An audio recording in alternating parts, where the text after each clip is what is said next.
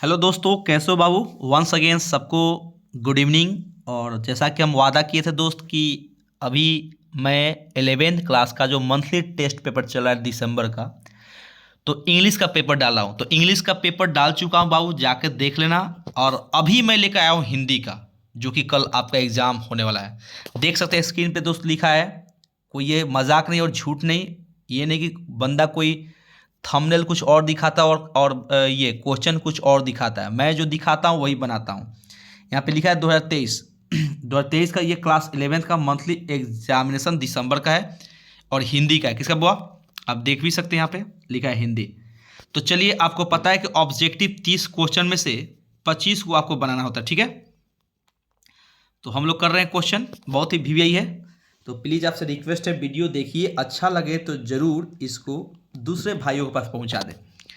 सुरेंद्र, अब यहाँ पे आप जब बनाओगे तो लिखो सूर, आप प्लस जो इंद्र है, तो संधि विच्छेद करेंगे तो क्या होगा, इसमें का अ निकलता है, ये एथी में का रॉ में का, और यहाँ का हो जाएगा ई। तो ये अ जोड़ ई मिलता है तो ए में परिवर्तन होता है। यही तो होता है संधि। जब दो वर्णों आपस में दो वर्ण मिलके जो परिवर्तन लाते हैं वो क्या होते हैं, संधि होते हैं।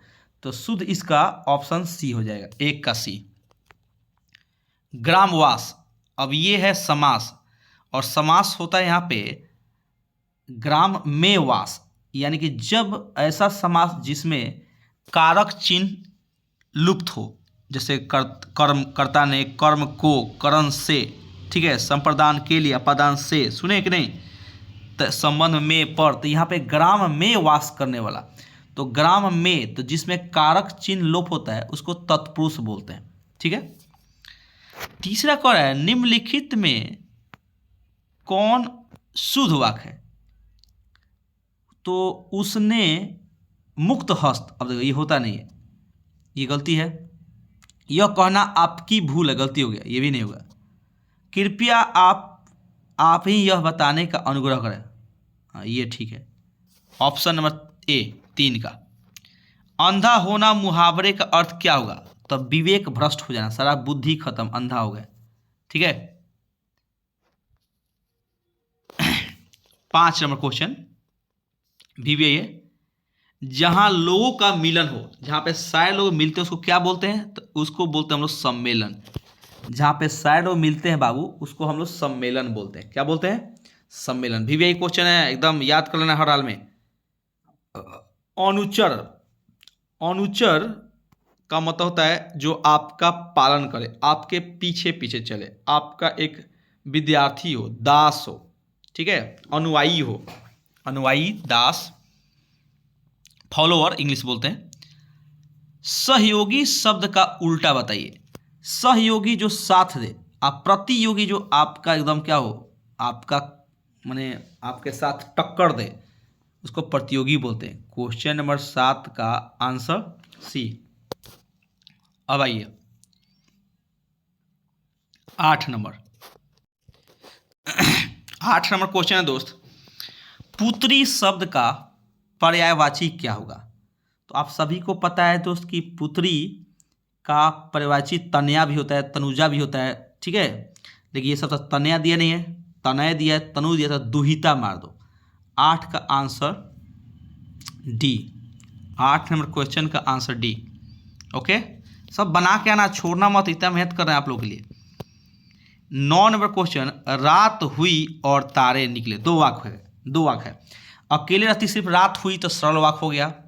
मिश्र वाक्य बोलते हैं जिसमें एक मुख्य वाक्य हो, माने प्रिंसिपल इसको बोलते हैं, और एक आश्रित वाक्य हो, उसको बोलते हैं मिश्र।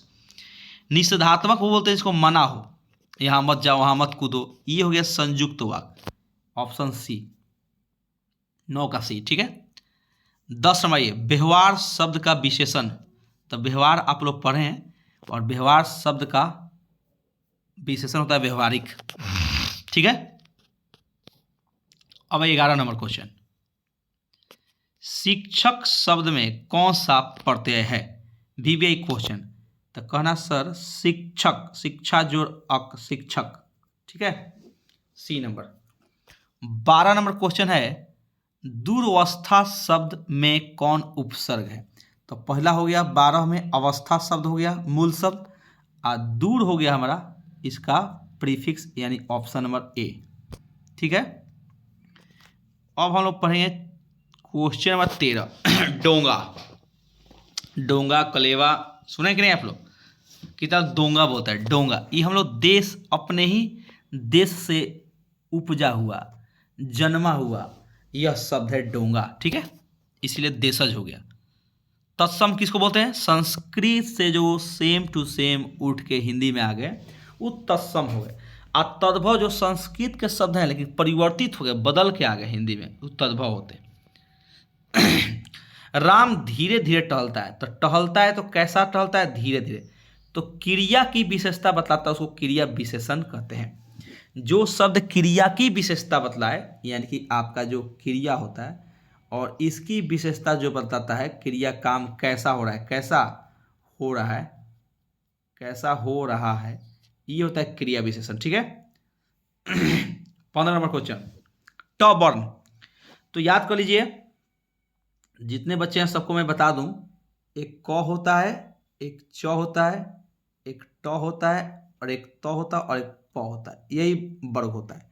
तो क से लेकर अंग, ये सब बोलते हैं हम लोग कंठ से। किससे बोलते हैं बाबू, कंठ। च वाला होता है तालु, ट वाला होता है मूर्धा, त वाला होता है दंत और प वाला होता है ओष्ठ। याद कर लो, प से माने कौन, पांचों, प फ ब भ। ठीक है, तो इसलिए यहाँ पे ट हो गया कंठ। क्या हो गया बाबू, ट को बोलेंगे हम लोग कंठ।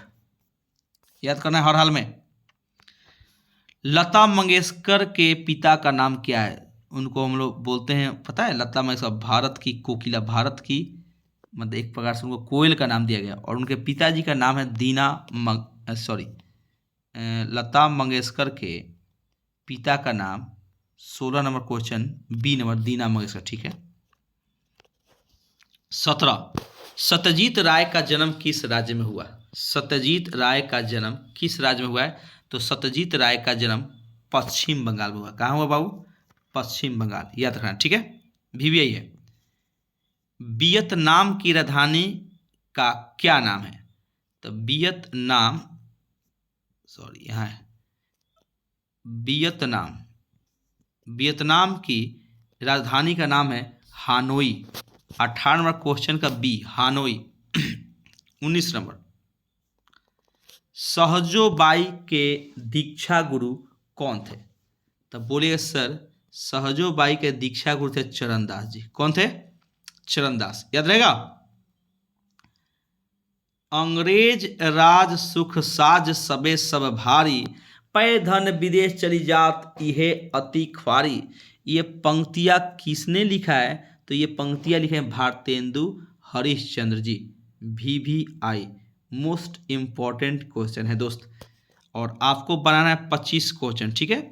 निम्नलिखित में कौन द्विवेदी युग के कवि हैं, और सबको पता है कि मैथिली शरण गुप्त जी द्विवेदी युग के कवि हैं। याद रहेगा। मैथिली शरण गुप्त जी द्विवेदी युग के कवि हैं। अब आइए, सहजोबाई की रचना कौन सी है निम्नलिखित में से, तो सहज प्रकाश। सहजोबाई की रचना है सहज प्रकाश। याद कर लीजिए, सहजोबाई की रचना सहज प्रकाश।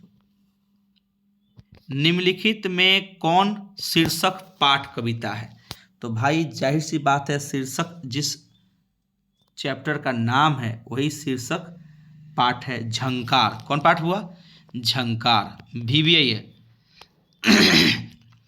आधुनिक काल के प्रवर्तक साहित्यकार के रूप में कौन सम्मानित हैं, तो ये सम्मानित जो हैं उनका नाम है त्रिलोचन। क्या ना बाबू, त्रिलोचन जी। VVI question. साकेत का अर्थ क्या होता है, साकेत का अर्थ होता है अयोध्या। साकेत का अर्थ मेरे प्यारे छात्र होता है अयोध्या।